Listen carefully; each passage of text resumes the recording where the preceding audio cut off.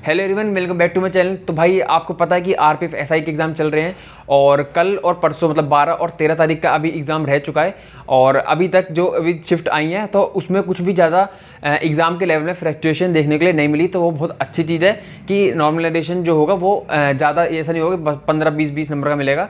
एक लिमिटेड 10 या 8 नंबर तक का इतना ही नॉर्मलाइजेशन मिलेगा, क्योंकि आप देखोगे तो सब एग्ज़ाम के जितने भी लेवल अभी तक आ रहे हैं वो सबके सेम ही आ रहे हैं। ठीक है, जितने भी शिफ्ट हो आपके 2 तारीख 3 तारीख या फिर अब भी जो 9 तारीख का एग्ज़ाम हुआ था उसमें भी आपकी शिफ्ट जो थी नॉर्मल वही 2-3 वाले के जो लेवल था उसी के बिहाफ पे बनी थी।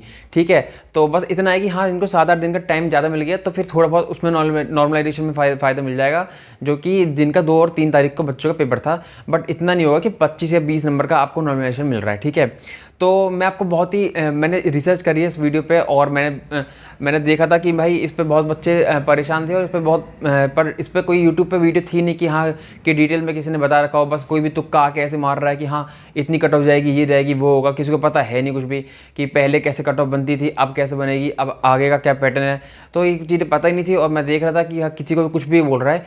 तो मैं भाई बहुत ही रिसर्च मैंने इस पर करी है और मैंने पिछले साल की कट ऑफ का वो एनालिसिस निकाल के और अब कितने फॉर्म भरे गए हैं, कितनी अटेंडेंस थी इस बार एग्ज़ाम में, तो मैंने इसके लिए बहुत रिसर्च करी है। तो मैं चाहूँगा आप इस वीडियो को जरूर लाइक जरूर कर देना यार और सब्सक्राइब कर लेना चैनल को। मैं वैसे कहता नहीं हूँ बट इस बार कह रहा हूँ क्योंकि भाई मैंने बहुत रिसर्च करी है इसके लिए और मैंने देखा कि इधर उधर से ये नहीं कि एक सोर्स से ही, मैंने 2-3 जगह सोर्स से, क्योंकि बहुत बार क्या होता है कहीं कहीं सोर्स जो होती हैं वो फेक होती हैं, इस पर अपने ऐप पर या फिर वैसे ही कुछ भी डाल देते हैं बट वो रियल इन्फॉर्मेशन नहीं होती है। तो मैंने जेन्युइनली एकदम मेरे को लग रहा था कि हाँ ये एकदम सही इन्फॉर्मेशन हो सकती है, तो मैं वही आपके लिए लेके आया हूँ। तो आपको वीडियो ज़्यादा लंबी नहीं होगी, इसलिए आपको वीडियो एंड तक देखनी है। आपके सारे डाउट इसमें क्लियर हो जाएंगे कि कब फिजिकल होगा, कब आपका इसका रिजल्ट आएगा, कब आंसर की आएगी और अभी कितनी आपकी इसकी अटेंडेंस वगैरह से लेके पेपर का लेवल सब कुछ आपको मैं इसमें डिस्कस करने वाला हूँ। सबसे पहले मैं बताता हूँ आपको कि जो इसमें फॉर्म भरे गए हैं वो इसमें 15.38 लैक्स, ठीक है, 15,38,000 फॉर्म भरे गए हैं, जिसपे कि वैकेंसीज थी आपकी 452 वैकेंसी, जिसमें 385 आपकी मेल की थी और 68 वैकेंसी आपकी फ़ीमेल की थी। ठीक है, तो 452 वैकेंसी हैं और आपके 15.38 लाख फॉर्म है।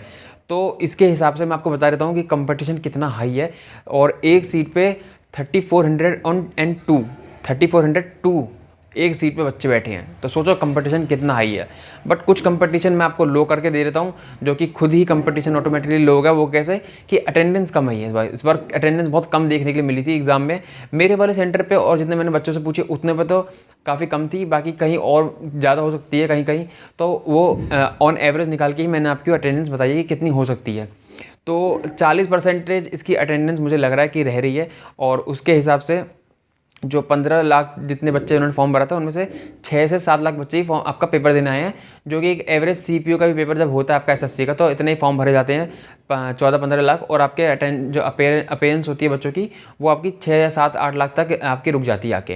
तो ये फिर इसके बाद जो कंपटीशन रहता है एक सीट पे वो है 1438, एक सीट पे मतलब कि एक सीट पे 1438 बच्चे आपके जो है कंपटीशन कर रहे हैं। तो ये भी कंपटीशन कम नहीं हुआ, बट हाँ उसके कंपैरिजन में बहुत कम है।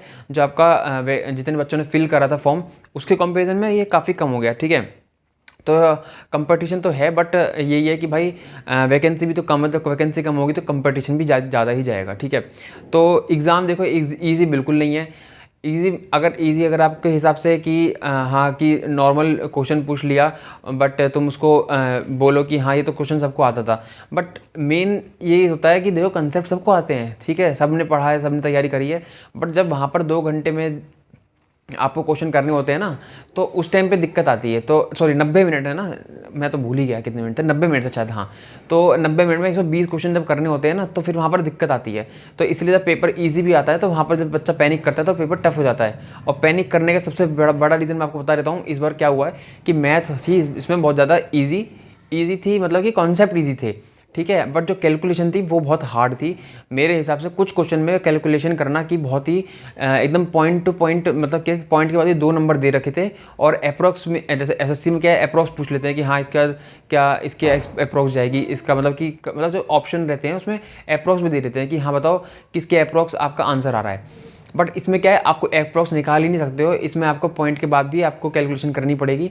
तो वहाँ पर जो है बच्चा अटक रहा है, और वहाँ पर मैथ्स में सबके बच्चों के अटैम्प्ट जो रह रहे हैं वो कम ही रह रहे हैं, ठीक है।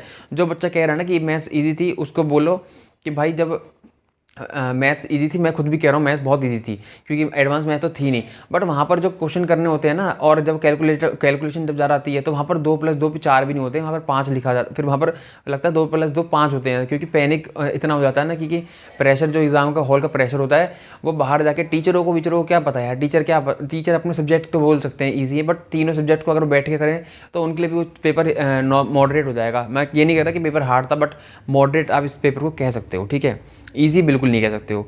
तो देखो अब जो है 2024 की जो कट ऑफ जाने वाली है, और 2000 इससे पहले जो इसका एग्ज़ाम हुआ था 2018 में हुआ था, तो और जो उस टाइम पे जो कट ऑफ गई थी वो आपको सबको जानते होंगे, और नहीं पता हो तो मैं आपको बता देता हूँ, मैं आपको बता देता हूँ। इसमें क्या था, सेक्शन थे ABCDEF, तो ऐसे जोन थे, ठीक है।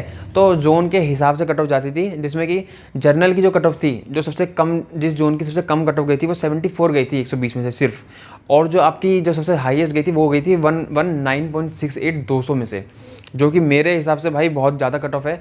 और फिर मैं आपको पहले बता देता हूँ कि इस बाकी कैटेगरी की क्या कट ऑफ गई थी, उसके बाद मैं बताऊँगा कि अब जो कट ऑफ जाने वाली है उसको आपका क्या फ़ायदा मिलने वाला है, उससे आपका बेनिफिट कैसे होने वाला है, और किसका बेनिफिट होगा किसका नुकसान होगा, वो मैं आपको बताने वाला हूँ।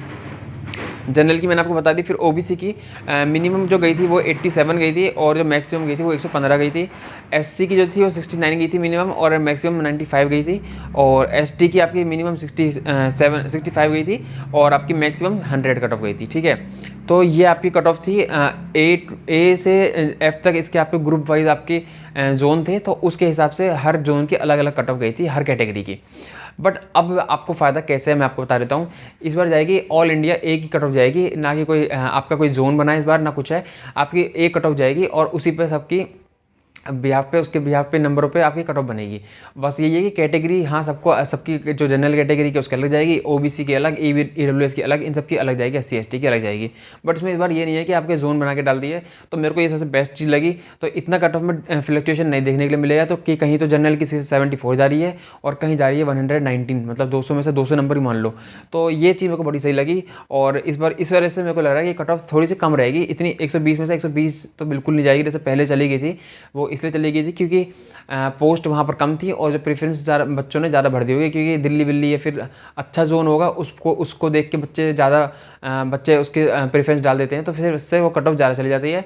और जो जहाँ पर वैकेंसी ठीक ठाक होती है पर जगह इतनी अच्छी नहीं होती है, तो वहाँ बच्चे ध्यान देते नहीं हैं, और वहाँ आपकी कट ऑफ बहुत कम चली जाती है।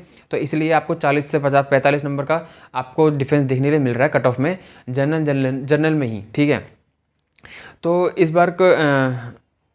तो फिर इस बार देखो, सबसे पहले तो मैं आपको बता देता हूँ कि अभी आपका पेपर तो हो जाएगा 12 तारीख को है और 13 तारीख को है, तो फिर आपका इसके एग्ज़ाम ओवर हो जाएंगे, ठीक है। मतलब कल और परसों और एग्ज़ाम और बचा है।